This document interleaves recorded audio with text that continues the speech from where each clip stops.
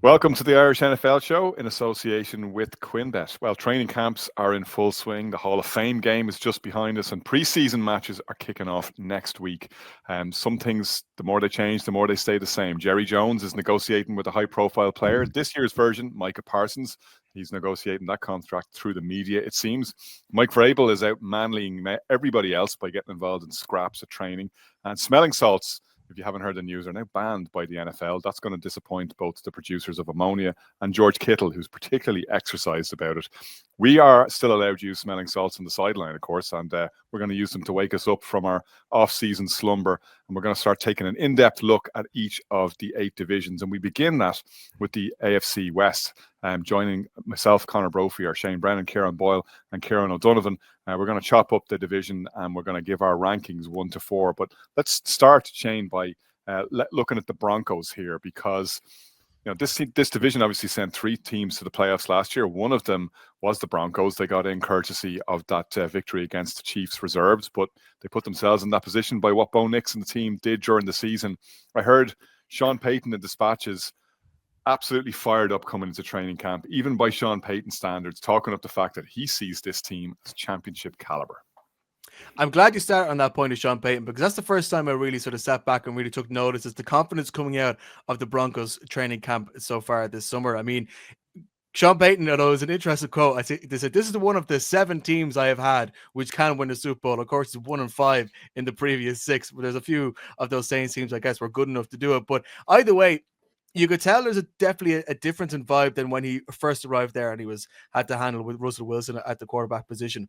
In terms of the confidence he has and what Bo Nix is able to do, in terms of what they've been able to do elsewhere. I mean, Evan Engram as a tight end coming in there, I think can potentially be a really good fit. And I think this year more than any other, if the Chiefs are looking behind them, and we'll talk later about the Chargers and the Chiefs, I suspect, in terms of them dropping back a little bit in the division. But I think if the Chiefs are looking over their shoulder at somebody to take their crown, and I think the Chiefs have won 9 in a row in the AFC West, the Broncos to me are the greatest threat. We'll talk about the Chargers later on, but in terms of what the Broncos are putting together, I think the rhythms with the schedule suits them nicely. Sean Payton has them running well. I think Bo Nix was incredibly impressive, but not only impressive, but tidy. And I think that's important. Tidy, and comes up with big moments in big games against tougher opponents, which isn't always the case. They managed to get a win over the Chiefs last year for the first time in a long time, which is very important in terms of able to overturn that rivalry. I think the Broncos are 7-11 against the division in the last 3 years, which obviously needs to be improved. And much of that is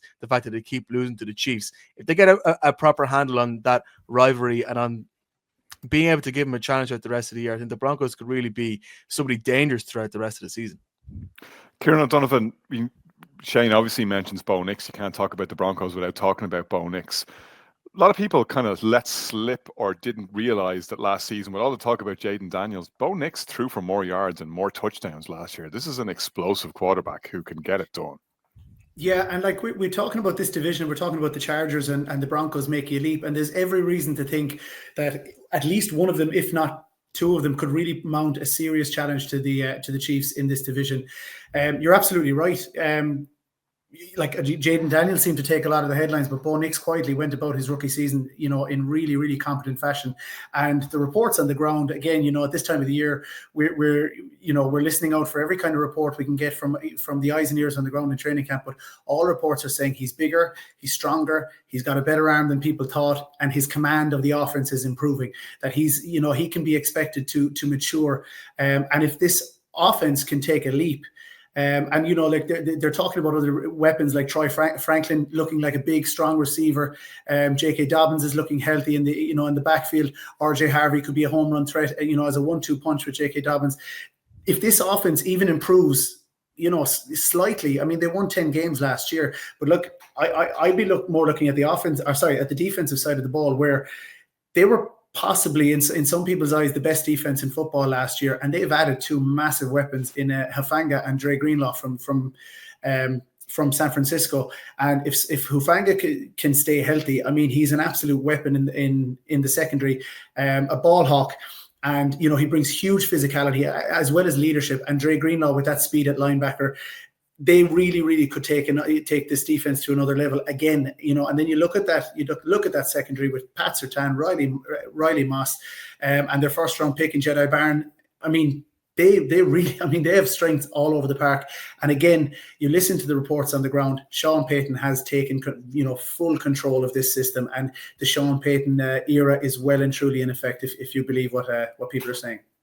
If there's a question I have, Kieran Boyle, and I take on board all of what Shane and Kieran have said there, and particularly the points that Kieran Donovan made about the defense. I love the addition of Dre Greenlaw, and let's hope that he's recovered fully from that injury. We happened to be in Vegas when he hobbled off, freak injury on the sideline during the Super Bowl, and a lot of people inside the San Francisco camp believe that that's what cost the Niners a chance to win that game. That that would have been the difference. So great is his contribution on that side of the ball. But Kieran Boyle, sorry, my long-winded question to you is, one thing they didn't have last season was an effective running game, and that's something they have to get right if they're going to progress. Yeah, and that's probably my only concern. I mean, the guys made a great great point about both the offense and the defense. I'm super high on this defense, especially with all those additions and the subtractions from San Francisco. But you're right, the running game is probably the one with the holes. I mean, they did kind of get J.K. Dobbins in on the side and kind of hope that he would join, and he has, and they're going to work him out with Harvey, the rookie. That's my only real concern about this team. Like Kieran said, Bo Nix, I don't think there's going to be a sophomore slump this year. We just saw too much good stuff last year. And that O-line is just, he's just surrounded by studs out there. And that's going to be the biggest kind of determination of whether this running back tandem is going to be effective at all. You got, an O-line of Garrett Bowles, Quinn Miners, and even McGlinchey. Those three are perennial Pro Bowlers. So, the protection, it's not going to be for the lack of protection with the run game. We just wonder, Dobbins didn't really light the place on fire with the Chargers last year. We wonder how much he's got in the tank left, because he's fairly young, but there's a lot of miles on that clock already.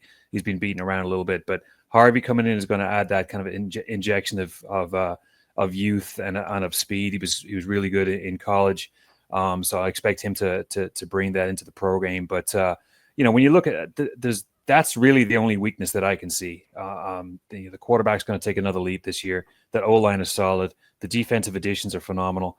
And I think they're just going to go from strength to strength. And like Kieran said, I think they're going to really, really test the Chiefs this year.